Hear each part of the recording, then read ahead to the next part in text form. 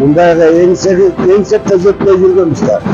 Masalan, uşu bilik başındagılarga uşunu жасап аткан элге мэрияга бардыгына алкыш айтса болот, алды ошого тартып бир нерсе деп ойлойм.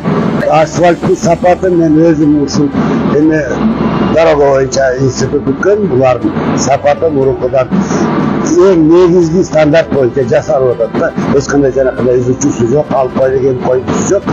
Биринчи этаптан үчүнчү этапка чейин крупный мелкий бүт-барын жасап атат, жакшы аябай.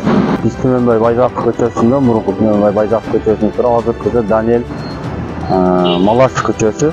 Бул көчөнүн узундугу 1 чакырымдан ашуу, туурасы 19-дан 14-ке чейин аралыкта. Бул көчөнүн өзгөчөлүгү боюнча лотоктор коюлат, эки чекесинде тротуары бар, 2 метр 2,25, освещениялары бар. Биринчи слой асфальты азыр басылды, экинчи слойун жакынкы ушул айдын акырына чейинки Кудай кааласа бул көчөнү ачабыз деп турабыз.